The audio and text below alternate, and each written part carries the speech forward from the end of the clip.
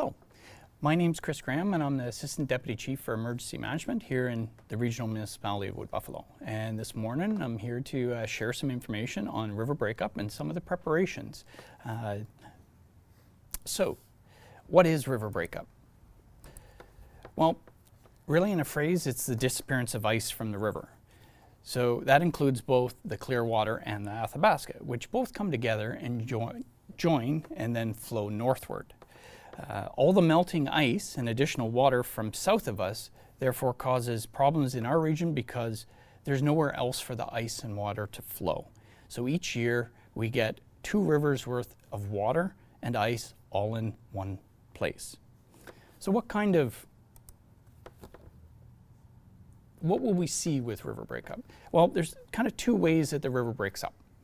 One is thermal and the other is dynamic. They're kind of 2 scientific types of phenomenon. So the first is thermal. Thermal is where the ice generally sits and kind of disintegrates basically in place. We get small ice runs, small ice jams.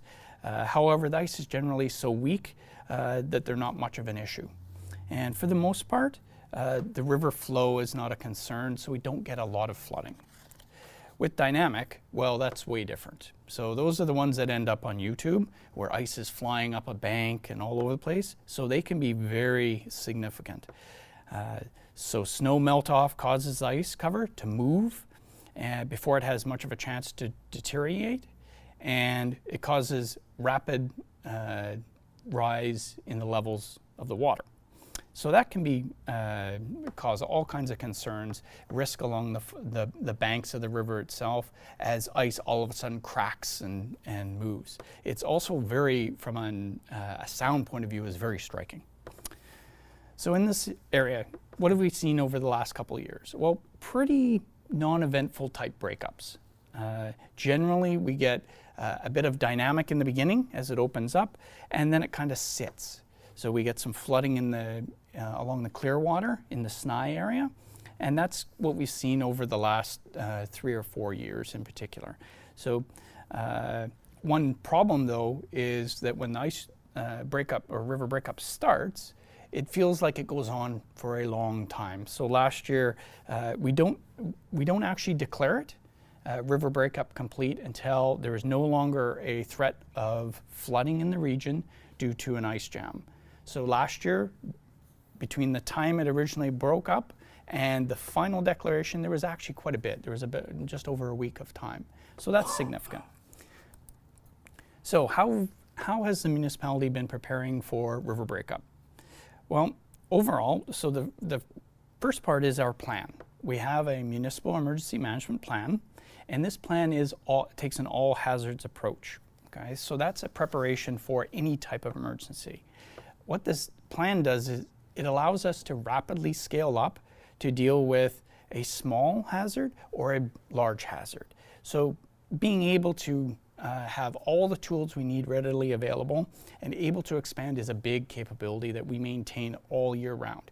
And we especially pay attention during the flood season.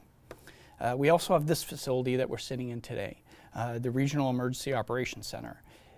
It's key to response operations in the event that we activate.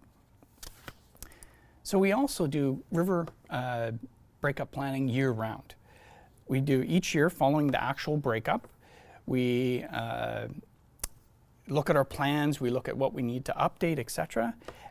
And then January to March in particular, we go into a very close coordination period. So that's coordination with all the municipal departments and as well with our provincial river forecasting folks. So we look at what the state of the snow cover is, how thick the ice is, all those different factors to kind of predict what may happen. So it is still a prediction, it's a forecast. If it was a certainty, then people wouldn't gamble on it. So come April, then we start the public education campaign. So we're starting a couple days earlier this year because we believe that river breakup is going to come a little bit earlier. The average date is normally the 19th of April. So we'll see. So any bets past the 19th? Well, they might, the odds may not be in their favor. So monitoring. Well, we monitor here locally and the province monitors. So the province has all kinds of quick alarms and water level monitors all the way along the Athabasca. So they're not only watching it in Fort McMurray, they're watching it all along the basin itself. They also, during the active season, they start to conduct daily overflights of the river to see where ice is, where it's opened up, and where there's open areas on the water, etc. So they monitor the entire Athabasca River basin. So locally, our engineering department pays close attention to not only the ice thickness, but the levels of the water as well. So as we're approaching the breakup, they watch the thickness of the ice, they measure it to see how it's different from previous years or how it's the same. And then as we go into breakup, they also actively monitor what level the water's at. And this is all key in maintaining our readiness, because sudden changes in water level is what we're looking for. So we also prepare our flood supplies. So this includes sandbags, this includes getting our barricades out and ready. Everything is prepared before we actually go into the season, and then it's a get ready thing. So we've already talked to our utilities and our industry partners to coordinate any, if they have certain risk concerns, and they're also ready to assist if needed. So we go on to an enhanced readiness state. So if flooding occurs, so if the risk of flooding actually becomes very extreme, then we're going to start to follow our evacuation plan. And this is specifically for Lower Townsite. It also, to some extent, Waterways and MacDonald Island, but mostly Lower Townsite. We'll initiate an alert to identify that the water level is rising, that people need to pay attention, and I'll talk about a couple of the sources of information. So if you hear that alert, it means pay attention. It may also be followed up by either a voluntary evacuation or a mandatory evacuation. So these will only be issued if deemed necessary by the local authority. So if we get to the point of an evacuation, then we're going to provide detailed information on where to go to be safe. That's what the main concern is to make sure any part of the population in the municipality stays safe. So we'll do that by indicating if we're going to set up a reception center or group lodging sites and where people need to go.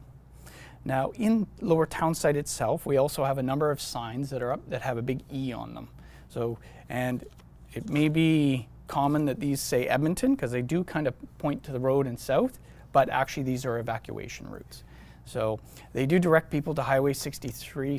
Highway 63 in particular is at a very high elevation, so it's a very safe area to go to in the event of flooding in Lower Townsite. Then you would follow directions to wherever the reception centers are and go from there. Again, at these points, the municipality is very actively involved in messaging. Okay? Evacuations are exceptionally complex to actually conduct, and we need the support of all those involved. So before river breakup actually occurs, those who live in risk areas should really be prepared as individuals and families of what they need to do in the event of evacuation. So they need to be aware as well that there may not actually be an evacuation, but they may lose power or they may lose clean water. So they just need to pay attention. They need to go back to the principles of 72-hour emergency preparedness, which is know the risks, have a plan, and get a kit. That goes a long ways. So new for this year, we've identified actually, and you can see it actually, oh, the backside just behind me here. There's a new map for downtown. Traditionally, we send out a map by Canada Post. We've changed this up a little bit and changed the formatting on the map itself. The map has all the critical information you might need. We've clarified the zones and based them on the elevations that are in Lower Townsite. We've added kind of a hazard zone along the edge as well, so people get an idea of where that is. We've also made it completely downloadable. So you can go on, you can download it to your phone. So in the interests of not only economics, but environment as well, you can grab it when you need it, as opposed to maybe throwing it out, putting it in recycling, and then when you need it, it's not there. So ease of access. So it'll be on the website, and I'll talk about just near the end about where you can go for information. So back to, in the event of an unlikely, in the unlikely event of a mandatory evacuation, we're going to then activate our emergency social services. So those are the awesome folks that volunteer and help people at a reception center or group lodging. The reception centers, that's where we'll do registration and referrals. We'll do any family reunification, anything like that. We'll provide food and water and the necessities of life. There's also things like pet care that will be there. Then from there, depending on how serious the flooding is, if we're getting into an evacuation scenario, then we're likely going to do a group lodging as well. So the reception center will kind of help people to know where to go to next. And then the evacuation, the group lodging facility will be more dormitory style. And all this is meant to really focus on life safety and meeting the necessities of life until we can get whoever's there back into their homes. So they are there for a purpose, and we only activate them when the municipality really needs it. So bottom line for this time of year is really think twice about the ice, right? And that goes for going on it, and as well regarding river breakup. Lower Townsite is at the highest risk just because of the elevations and the way that the rivers react and where the water goes. And severe flooding can occur in a very short notice of time. So it can start to flood and then flood very rapidly. So we monitor it very close for that. So just be aware of that. And it's very dangerous to be near the river banks during when river breakup is actually occurring. So people want to get really close to it. They want to see the action, and they'll go in places like under the bridge. Bad plan. Don't do that, okay? Stay back. That's where it's safe. So barricades are put up so to indicate that this is not a safe area at this time of year. So be aware it's very dangerous along the riverbanks.